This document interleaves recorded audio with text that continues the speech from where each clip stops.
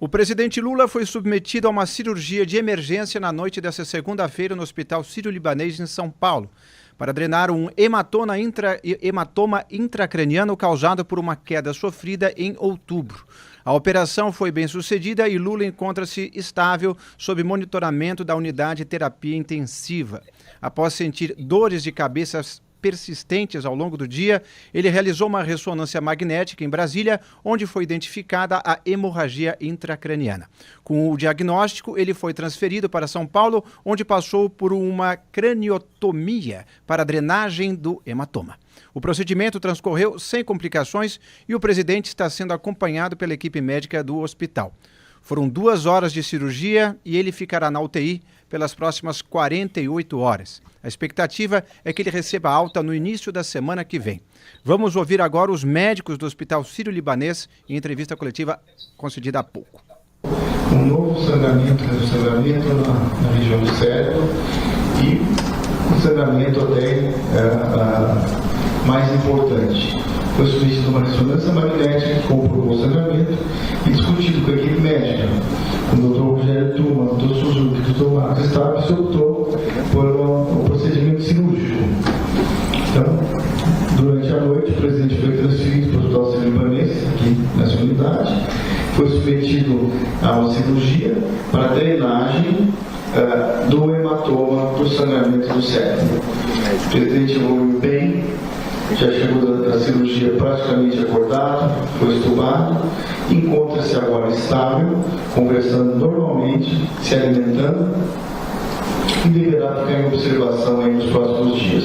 E quais condições que o presidente chegou na cirurgia? Ele estava consciente? Consciente. Nós fomos pegar no aeroporto. A doutora Ana pode até te falar, ela trouxe o presidente, assim que ele chegou, ele veio até no avião, o presidente consciente, olha em pé, inclusive. Eu acompanhei o presidente desde a saída do palácio, fizemos os exames no Hospital Sírio de Brasília, decidimos em conjunto transferir para o Sírio de São Paulo.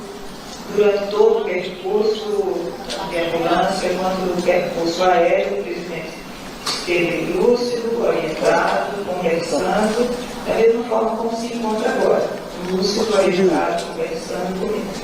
Esse hematoma tem relação com a queda anterior? Ele teve a queda, na queda ele fez uma contusão cerebral e ele fez a coleção dos 2 lados. Depois essa coleção absorveu, mas enquanto a dura, as fibras da dura não colam, acaba tendo trabéculas de vasos pequenininhos, venosos, que ligam uma folha da meninge à outra. E aí, quando, na fase de absorção, às vezes fica mais liquefeito o sangramento e ele acaba absorvendo mais água e estira o vasozinho e pode ter um sangramento cardíaco. Isso pode acontecer meses depois. Ele já tinha absorvido o primeiro sangramento e aí acabou tendo um segundo, mas é tudo provavelmente consequente à queda. Por esse motivo que o presidente estava liberado pela equipe médica, tem uma atividade normal, mas em observação e programação de realizar os exames que ele realizar de qualquer semana que vem, exame de rotina. E agora vamos diretamente a Brasília com o Wilson Lima, que traz um bastidor sobre o caso. Roda a vinheta.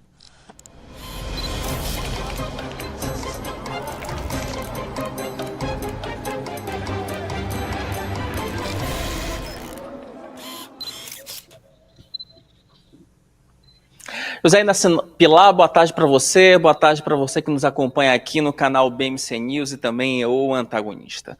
Ontem, o Lula teve 2 reuniões importantes.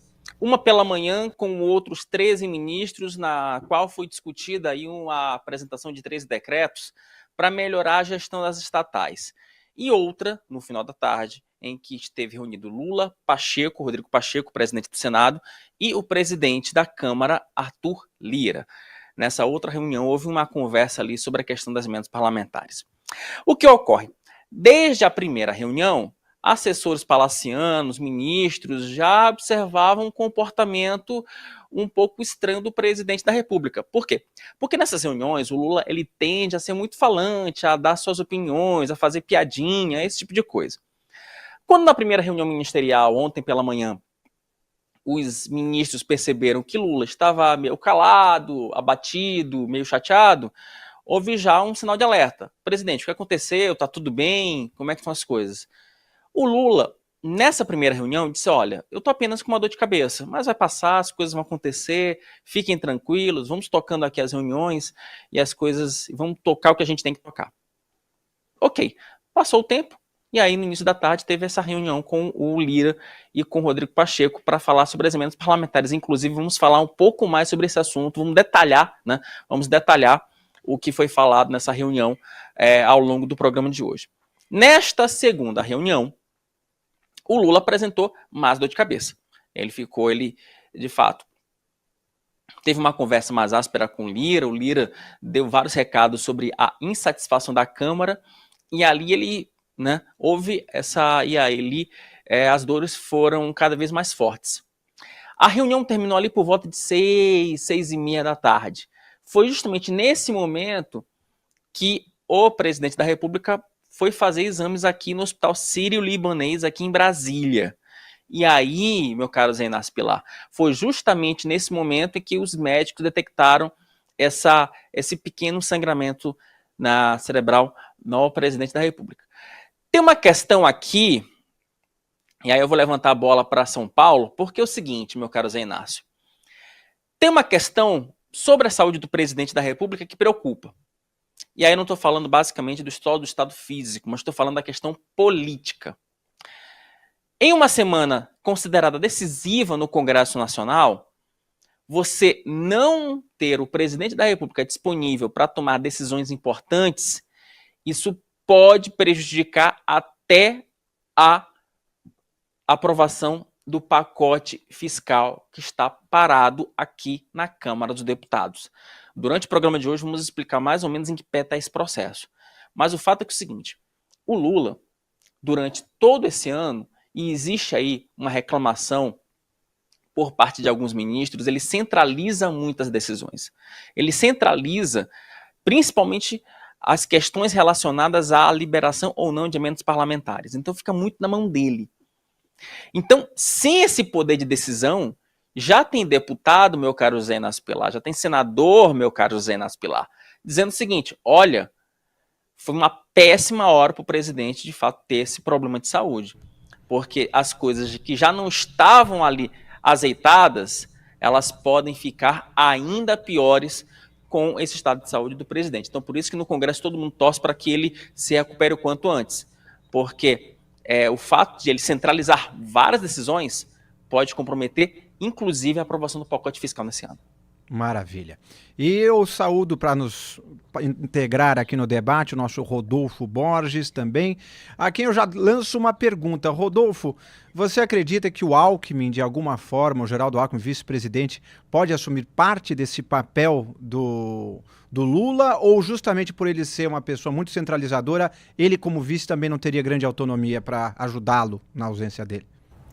Boa tarde para todo mundo. Eu acho que o Alckmin não vai dar esse passo maior do que a própria perna.